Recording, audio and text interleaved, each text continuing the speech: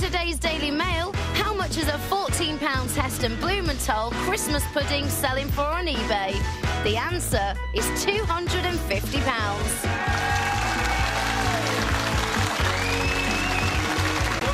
Oh, thank you very much. Excuse me, still working my way through Christmas lunch, crisp-styly.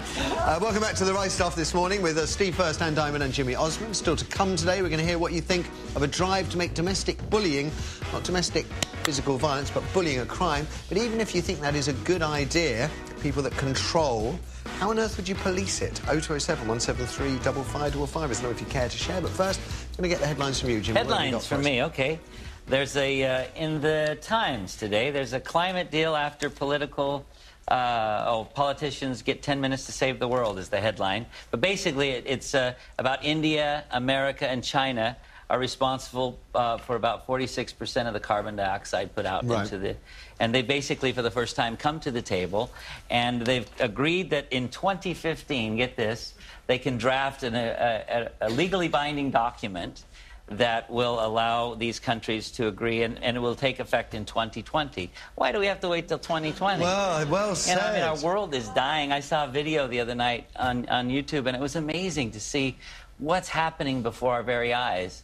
And they've agreed to agree, I guess. But we have to wait till 2020. Frozen Planet. I watched the repeat of that on Sunday. The last one. I mean, it's terrifying and depressing, the last one. And just, what are our kids going to inherit here? I mean, but it's also, I find it fascinating that you've got China and India, emerging economies, and their power demands are to give them the kind of lifestyle that we've enjoyed here for 50 years. And so you can understand why they want it, and we've had it. And it's like, even though they say these documents are legally binding, I have a horrible feeling that nothing will change. I mean, David Cameron said this was going to be the greenest government ever, and all those promises went out the window as soon as hard times kicked in. But you can't put the world on hold. It's dying, and we've got to fix it. And it's our future, so it's crazy. Anyway, in the Metro today, it says we're not broke yet. I guess on the high street there's been a boost. This is astonishing, really. It is, considering the economy and also the lower salaries that everybody's experiencing. It said that 1.6 million people spent £280 million, up £30 million over last year. It's extraordinary. Isn't that amazing? But apparently at least a third of that is on credit cards. Yeah. So it's on... I'm just based on my footometer, my pedometer, and I would have said that walking around, I would have said, and this is the centre of London, Oxford Street, I would have said it wasn't as busy as previous years. And most weekdays when I go through, I'm thinking this is not as busy as it's been. My father-in-law's a taxi driver. He doesn't think it's as busy as it's been. You know, the real telltale sign is when you go to these shopping areas, you look for bags, and you don't really see the bags. Screech is just saying the same thing. Yeah. Fewer bags. But according to this, it's also happening in Manchester. 8 million shoppers visited 14 malls this week, according to Selfridges, buying headphones, iPads, and Kindles. So, there's that one. Most of which you can win in our Christmas competition. Hey, how do I put in for that one? Yeah. This next one is the Times, and it says best teachers to be made masters of the classroom. And basically, it's rewarding teachers that do very well, fast-tracking them, giving them a pay boost. Right. Otherwise, I guess they get caught in the quagmire of having to be in a certain just keep working their way through the grades. Yes. And this is something I believe in myself. I mean, it would boost their salaries to around 52,090p a year, from 31,000 to 36,000. That'll stop them whinging about their pensions, eh? But I think, you know what, having 4 children, the impact of a teacher in my child's life is so significant, and having the right people that may have those skill sets and the talents to teach our children to progress is critical, and we should reward that. But it's not. But it shouldn't just be about hitting targets and passing exams. I mean, teachers should be better rewarded as a result of what they do. Well, anyway. You go to conferences, you pay a couple of £100, they tell you the answers to the exams, then you teach the kids the answers, and that's what we learned last week, isn't it? Right? It's easy, this teaching lark. £250, you give me the answers, I tell the kids, they all pass. Yeah? Where's my 50 grand? Yeah. But I do think it takes a unique talent to be a teacher. Yeah. And I think it's wonderful. To be a great teacher, to be a good teacher. Exactly. We can all remember the good teachers. Yeah, of course. Can't we? Yeah. Well, this is a fun one, you guys. And this is in the Daily Telegraph. And it says, the good life, no isolation, is not always splendid. And it's basically about the Simpsons. No, not those Simpsons. These Simpsons. And they live in a place, in a little stone cottage in Scotland. How do you say that? Dart? Peninsula. Anyway, well done. they're going to try to sell their place for £200,000. Although that doesn't look like they're doing a good job. They're telling people it's not really the life to have. I mean, that view is absolutely awesome. But the thing is, it's sunny in the photograph. Yeah, and they say you just can't live on a view. But it must be annoying when the guy says, "Honey, I'm going to go get some milk. I'll see you next week." You know. Weirdly, Ocado don't deliver that. Anyway, and then in the Daily Mail, this is, it touts on eBay selling this is amazing. Heston's 14-pound Christmas pudding for £250. Isn't that crazy? It must be a very good orange pudding. They're selling it, or they're trying to sell it? No, they're selling it. Matter of fact, there's a couple here that are financing their wedding. They're kind of hoarding them and then selling them for, what is it, 99? It's very altruistic, isn't it? 199 pounds, 99 pence for an orange pudding. That seems a bit over the top, isn't it? That waitress are getting more in next week. Yeah, it does say that. They will be making more. It says Waitrose is ordering 75,000 more puddings. Yeah, so you know, we're going to... So the inflation will deflate very quickly. Okay. It's kind of like Beanie Babies, you know. But at least Beanie Babies stayed around, and puddings are going to spoil, aren't they? I don't know. OK, and what have you got for us? There are new NICE guidelines apparently going to be published today, which say that doctors are going to be instructed to ask dying patients and their families to consider organ donation. You see, look at that picture there in the Times. That's of a little boy who's been waiting for a heart transplant for 3 years. He's only 5, God bless him.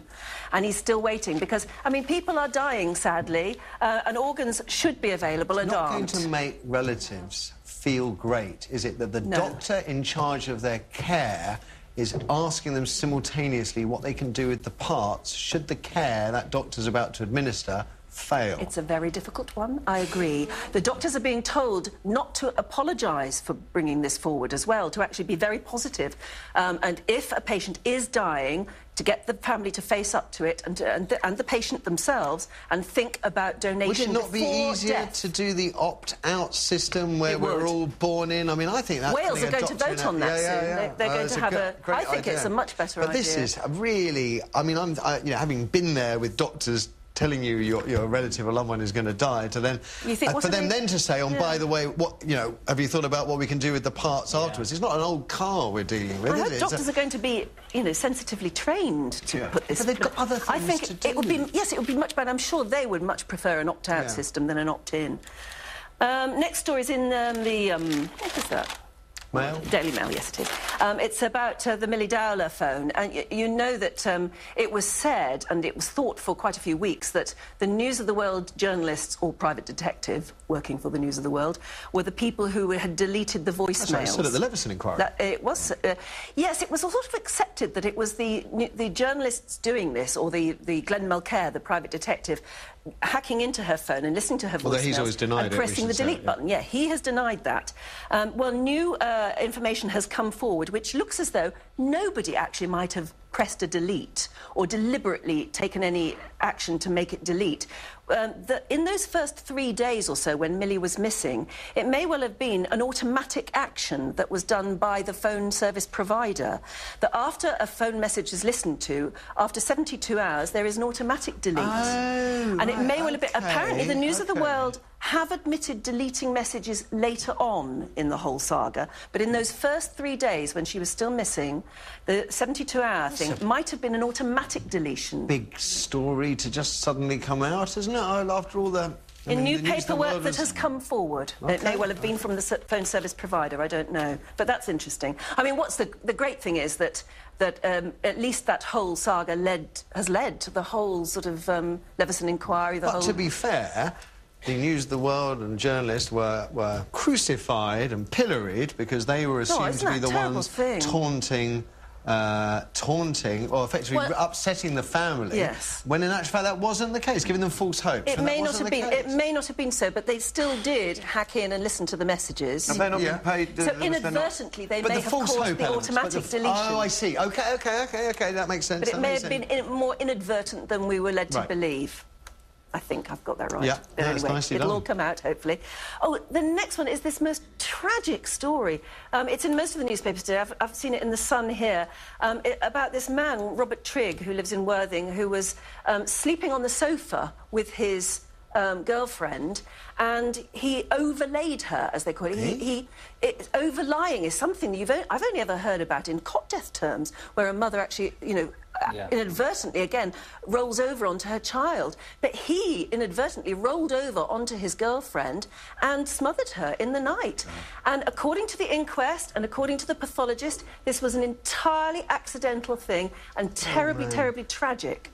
How he is going to live with that, I don't know. He doesn't even look like a big has fella, said, though, no, he's does not he? particularly 13 stone. But apparently, all of her injuries were totally consistent with the fact that just completely accidentally, she was sort of smothered on her face in the night. And there's the inquest has said it was a total 15 seconds tragic is all it can accident. take. Wow. The pathologist said it probably took about 15 seconds. He woke up in the morning and found her dead underneath him. How that poor man is going to live with that, I don't know. Wow. Yeah. OK, the next one isn't so tragic. Well, it's tragic in a different way.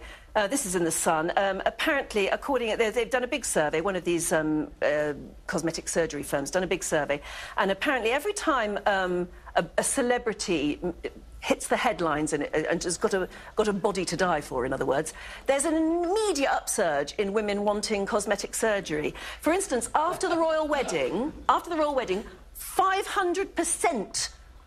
It went up, women wanting bottom lifts. From 1 to 5. Because of Pippa Middleton's bum. Apparently all the girls want Pippa Middleton's bum, Posh Beckham's legs, and Kim Kardashian's boobs. And you'd end up looking like that. Do you really want to, girls? It looks like Abby Clancy, doesn't it? And then, of course, Strictly. Yes, yeah. Yeah, we've now got Jason, Harry and Chelsea as the finalists. Yes. All doing very well. Holly and Alex were voted out this weekend. Yeah. Who's going to win? Jason. Harry. Harry. I think the girls say Harry, don't we? Yeah. It's just names. I don't know who they are. I mean, Jason, I do know. Harry's, But Harry's which Harry? in McFly. Yeah. They're like Yeah, right. Dougie from The Jungle. So, yeah, the ITV and BBC. And Chelsea is from... Waterloo Road, they're telling me. I know, I'm just saying. I thought it was just me getting old, but clearly not. I promise you, Anne, it's not. I promise you. Anyway, Mr. First, what have you got? First story, I've got the second page of The Sun today. This is a new... It's not, thankfully, law yet. Ministers are intending to crack down on people on housing benefits that have more rooms than they need in their house. So basically, if you've got a couple of spare rooms, the government are going to crack down on you, and you're not going to get the kind of housing benefit you have. This is council houses or any house where you get. Well, it's not going to affect the old people. Social housing. Social housing. Yeah, but it kind of is rich, really, considering that, you know, people were encouraged to buy their council houses, probably, you know, many of them with 3 bedrooms, and maybe you live with your spouse and now you're going to be penalised because you've lost your job and you've got a couple of extra bedrooms. Seems extraordinary and also quite difficult to police. Then again, though, Steve, millions of people trying to get council accommodation. What is the point of a couple living in a 3-bedroom house? Maybe they should live in a build some more flat. affordable housing. I don't know. They're going to. You know. They're going to. Are they? Well, that's what the condemns have said, yeah. Yeah. OK. And get Britain, that's going to get Britain back on track, building houses. The next story is in the Daily Mail. It's an awful story and kind of endemic of the world we live in, unfortunately. This is the story of a young mother who was stabbed to death, who just went next door to complain about the noise from a party. And by all accounts, this young girl from Wales, from a small village in Wales, was pretty remarkable. She had a kid with severe learning difficulties, and everyone said she was a real inspiration. And what time did she go? It was about 2. About 2 in the morning, and an argument ensued, and the next thing you know, she's been stabbed, and it has been said that there's a woman appearing before magistrates' court this morning charged with her murder. But it's just, you know, it's just awful, awful story. As opposed to the next story from the Daily Mirror. This is about a group of... they're not really lads. They are lads. They were out on a stag weekend, but they were made up in part from a government MP who was an aide to a transport secretary. from Oxford. A bunch of boys out for a lads' week in the Alps. Well, they decided they're not going to have a superhero party. They're not going to have a kind of come-as-your-film idol party. They'll go as Nazis, which... In Switzerland? No, in France. Oh, in France? Well, occupied France, let's remember. But you just go, do you know what? You're grown men. Why is this on a list of things to go dressed as? When... I mean, you know, boys will always be boys, but these will always be idiots. And you just think, you know, they've got to make an apology again, and then the government are a bit embarrassed about it. And you just think, oh, it's such a poor decision, you know, to think that you're not... And you're an MP, for crying out loud. Are you not going to be in the papers the next week? I'm concerned about it, yeah. Oh, here's one about enough. Fuzzy Bear. You need a happy story. Oh, no, I'm teasing. Yes, but he's high on drugs. He's high on drugs. The next story, we mentioned this earlier, is in the Daily Express. The wonderful Mary Porter's Queen of Shops. Tell me about the bear on drugs. What's this one about? Seriously? They're all on drugs, Matthew, yeah. It's because the polar ice cap is melting, and in order to get over it, they're buying cheap drugs, and they're getting off their nut. They're not. Not yet, but it's going to happen, because our withdrawal from Europe is going to mean that polar bears will die from drugs. So that's my summation. Mary Porter is Queen of Shops, as we know, and she is stepping in, as is her wont, to save the high street. And her way of saving the high street is to encourage markets on high streets once a week. Now, whilst see that, and I think it's a really good idea, because when there's a market on, like Roman Road in the east end of London, where I used to live, and you've got a market down there, you tend not to go in the shops behind the market. To be fair, stores. Roman Road's always had a market on it. And I think that the argument is that it kind of gets very small businesses, that they don't charge a lot for you to have a pitch. So you build up your business, and by doing that, you hopefully encourage people to, you know, to become stall holders and to have maybe a shop further down the line, because they're 14.5% in the last few years.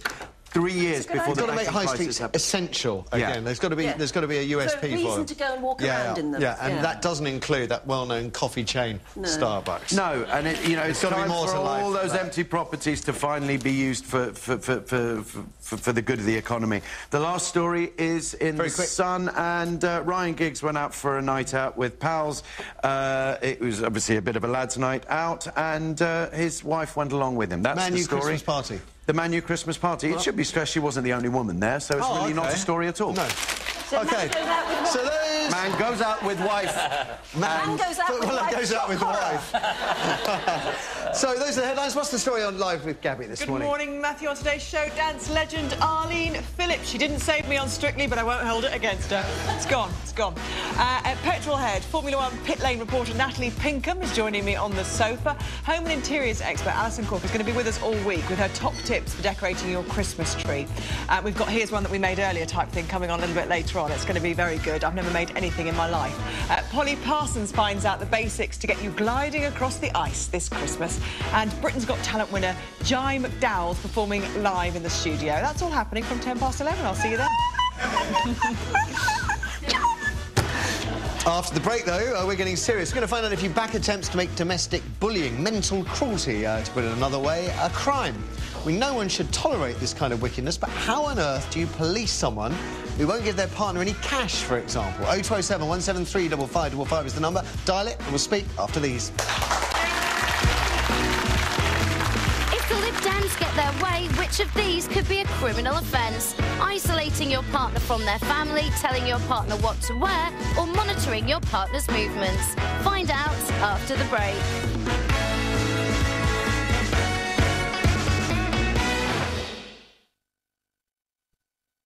Stars shining bright above you. Night breezes seem to whisper, I love you. Dream a little.